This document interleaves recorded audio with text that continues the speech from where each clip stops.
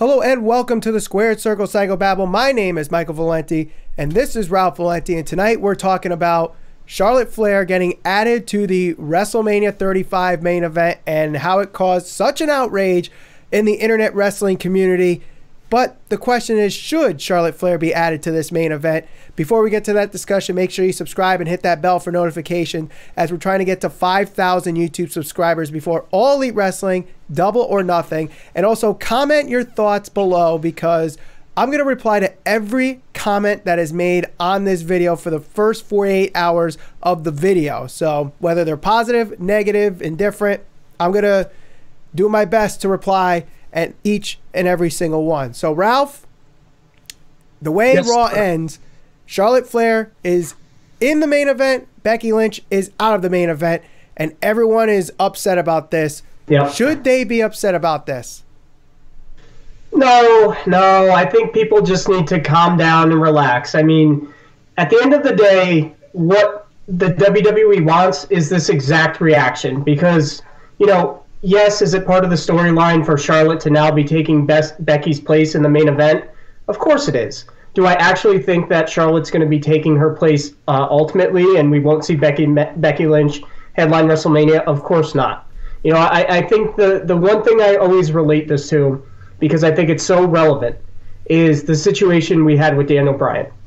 Daniel Bryan was probably the most beloved individual in the WWE going back to when he was expected, or, you know, the fans really wanted him to win the Royal Rumble.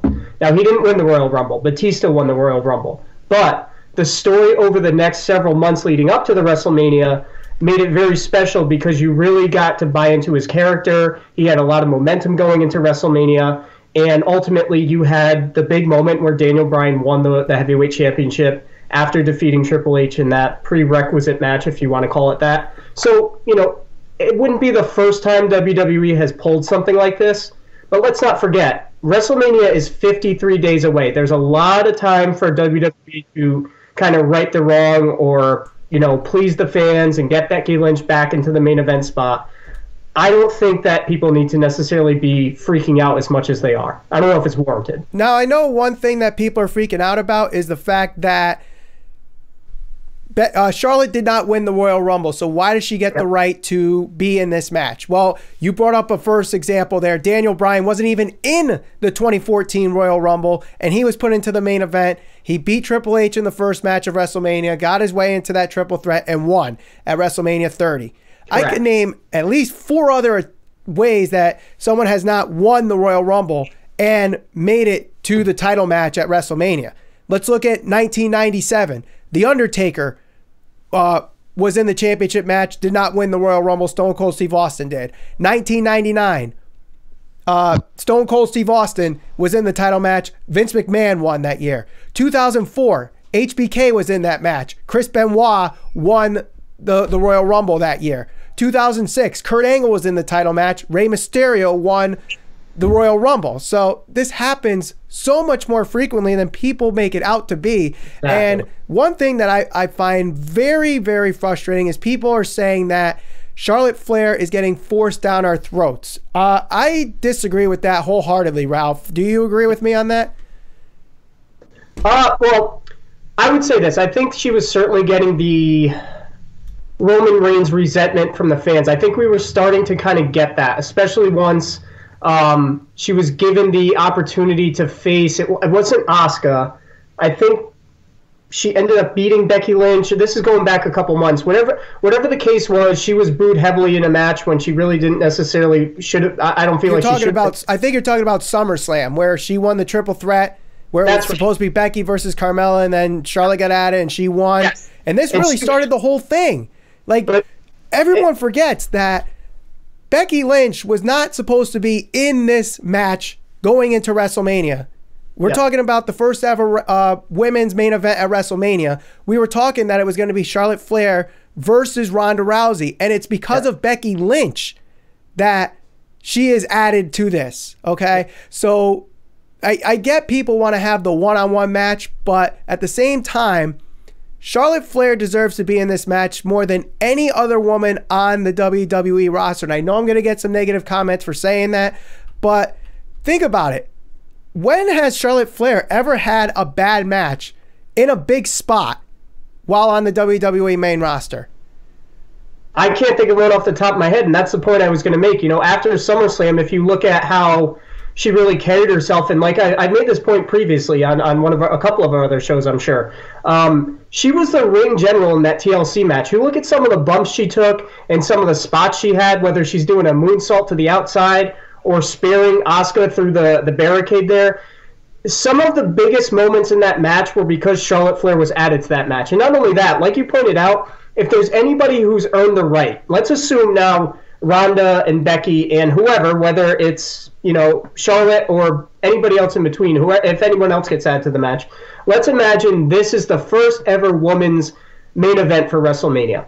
Charlotte Flair has every right to be in that match. She's earned it. She's earned the opportunity. You know, she's been one of the top females in the division, if not the best female wrestler over the past probably, 10 years.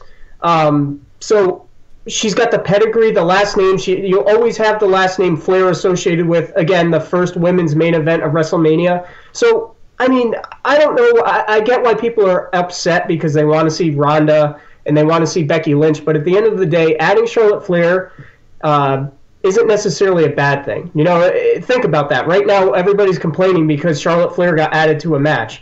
This is Charlotte Flair we're talking about here. She's earned this opportunity just as much as everybody else. I get Becky Lynch is the hot wrestler. She's got the hot hand, and I love Becky Lynch. She deserves to be in the main event too. But, you know, I think people just need to relax and enjoy the story and see what develops over the course of the next 53 days leading into WrestleMania. I think the other thing that people are upset about too, Ralph, is the fact that the McMahons are part of this storyline. We heard right before the start of the new year that we're starting this new era, and part of that was no authority figures. Now we're getting Triple H and Stephanie and Vince McMahon getting involved in this storyline, and people are saying that this puts cold water on a red-hot feud. Do you think that's the case? I do agree with that part of it. Okay, I do think there should be some criticism for that, because at this point, I do feel like this is becoming a little overbooked. I think that this was probably the hottest angle or storyline, if you will, going into WrestleMania. The only one that even comes close, I think, at this point is probably, you know, Brock Lesnar and Seth Rollins, and I still don't think that's even close to you know, the Ronda and Becky storyline. So I get that part of it, especially after the fact that, you know, Vince and Triple H and Stephanie came out, and Shane for that matter, said, you know, no more authority figures, you're going to have change. There's been some change here and there, but again, if you look at, you know, Monday Night Raw and SmackDown, there's still a lot of the same stuff. And you've had either the authority, whether it be Triple H and Stephanie or Vince McMahon, kind of playing the tyrant role for, it's got to be close to 20 some odd years now. They don't even necessarily need to be in the storyline. You know, I think they can be involved in one way or another, but I don't think it's necessarily warranted. Now, I'm going to disagree with you on this. I don't think that this storyline is overbooked, Ralph. One thing that I do think it's actually getting booked pretty properly. One thing that you have to admit is the best storyline as far as long-term booking is concerned since, I don't know, probably since last year's WrestleMania, has been the story of Charlotte Flair and Becky Lynch. And this further writes that story. That, I think, is the better story anyway, because Charlotte Flair is a natural heel, and the fact that she is being the heel in this situation takes all the unnecessary heat off of Ronda Rousey. I know a lot of people are booing Ronda Rousey. I think it's all for the wrong reasons, though. We're booing her because she's not the quote-unquote badass that we want her to be. The other thing, too, with Ronda Rousey is a household name. Whether it's from UFC or WWE or whatever movies that she's been in or whatever, she's a household name. She deserves to be in this match just on the fact that she's able to prove that she can have a good match.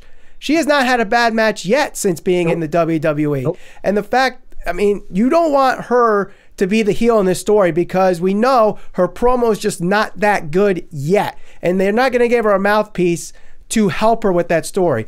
Charlotte Flair is a good enough promo to help further this story, and the better story anyway is Becky versus Charlotte, because Charlotte is getting handed all these opportunities where Becky has to fight and scratch and claw, like we're always saying, Ralph. I definitely agree with that part. I mean, if you look at the very beginnings of this storyline, it was always a feud between Charlotte and Becky Lynch. And then obviously Ronda Rousey screwed both of them out of the opportunity at the championship at TLC. So I don't really understand why people are so surprised by this move. I think we all kind of suspected this was going to end up a triple threat at some point. But again, I really don't think they're going to leave Becky Lynch out of the main event at WrestleMania. She's the big name. She's the draw outside of Ronda Rousey. Ronda Rousey, like you said, is the household name, but Becky Lynch has the hot hand in WWE right now. Now, there is the thing going around right now, Ralph, and that is the graphic of Charlotte Flair versus Becky Lynch at Fastlane. And people are starting to speculate that this is actually the match that leads to whoever wins goes to WrestleMania 35. So could we still even get a one-on-one match between Becky Lynch and Ronda Rousey where Charlotte's not even involved at all?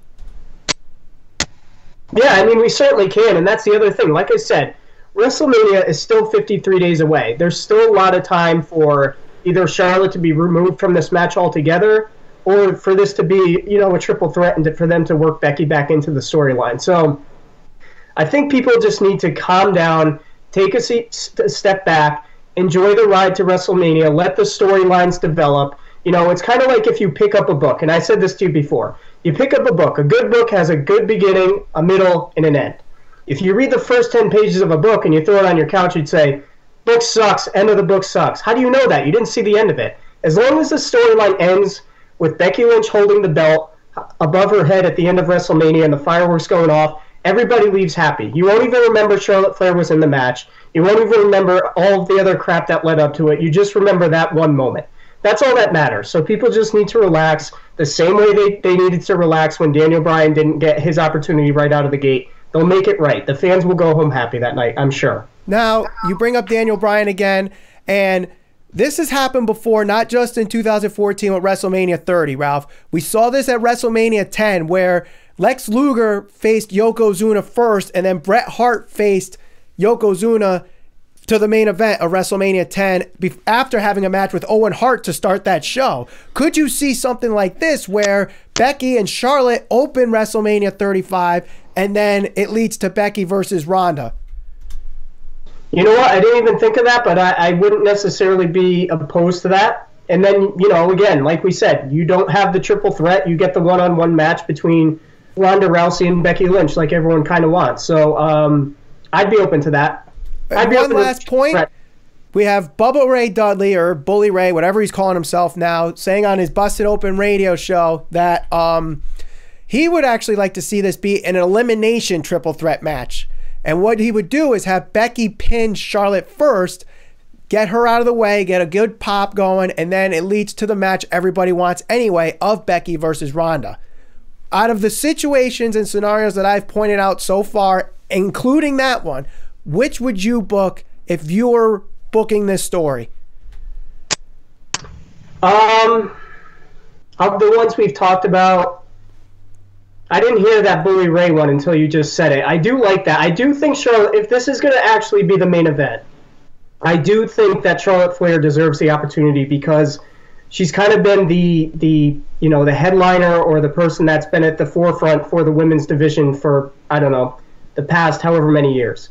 So I think she's earned that opportunity. Ronda Rousey is obviously there because of her household name status, and Becky Lynch, like we established, is the hot hand right now. So I think I'm okay with the triple threat. Like I said, I'd rather see it just Ronda versus Becky, but if they add Charlotte, I have no problem with that. The one thing that I think everyone's kind of overlooking, the person I think that loses out in all of this more so than anybody is Asuka. I mean, think about if Charlotte's in this match. You got Charlotte, Ronda, right? Yep. And you have Becky Lynch. Those three are tied up. You've got the women's tag team division, which is going to be developing. You got to imagine that's going to be defended at WrestleMania. I don't think that will be on the pre-show because it's getting so much attention right now. I'm imagining that's going to be on the main card. I'm sure those will get defended. Let's assume Bayley and Sasha win. Who the hell does Asuka face? I think Asuka's in a position right now where even after winning the championship, she might be on the pre-show defending against somebody like Carmella, Naomi. I'm not even sure. So my guess would be right now, if it's not Charlotte, I would actually say either Sonya Deville or Mandy Rose. If you're going to stick to someone that's on SmackDown, because I don't think Carmella's as hot as that she was, and they're booking Mandy Rose really, really well right now. So, but we also know that Sonya Deville and Asuka have some good chemistry in the ring. So maybe that's the story. But again, we're over 50 days away from WrestleMania, Ralph. So who knows what could happen? Like you said, Asuka may be ending up on the pre-show. I doubt that's going to happen. But what if there's absolutely nothing for Asuka because there's not like a good enough opponent, if they let the Women's Battle Royal be for the SmackDown Women's Championship? I wouldn't like that. Especially I wouldn't either, but that might be what happens. Could be. I mean, you really never know. It's just unfortunate because they have so many people that are signed to contracts, and you know, despite having however many hours, what's it, like 5 hours now, 4 hours? The way this is going, we might be there till 2 o'clock in the morning. Right. Yeah. But either way, I think I don't see a clear path for anybody facing Asuka. You know, so I think it's unfortunate. I think she loses out in all of this. I also feel like there's a big gap of time, and I know it's always been like this, between when Royal Rumble to WrestleMania, and it kind of hurts situations with storylines and stuff like that. You know, you got to really plan out, you know, strategically, you know, what's going to happen each week on Raw or SmackDown to make sure these storylines develop. And it's really hard, especially because you have, 2 pay-per-views in between? Yeah, 2 pay-per-views. We got Fastlane in March, and we have Elimination Chamber this coming Sunday. Yeah. It's almost like, you know, removing Becky is almost kind of like a benefit because you want it to be hot at the right time. You don't want it to be hot right now because it's 53 days away. If it peaks now, what the hell are you going to do for the rest of the 53 days? So remove her from the storyline, find a way to get her back into the match where the crowd can get back behind her. She's got a lot of momentum going into the match. That's what it's about. People love a comeback story. People love a good, you know, feel-good story. So if Becky goes through some, you know, scripted adversity, if you want to call it that, to get to her ultimate goal of winning the championship at a main event at WrestleMania, and the crowd goes crazy, who the hell cares who gets added to the match? You could add Doink the Clown to it. Doesn't fucking matter as long as Becky ends up winning. That is true, Ralph. And, you know, let us know in the comments, guys, what you think. Positive, negative. Do you think Charlotte Flair should be in this main event?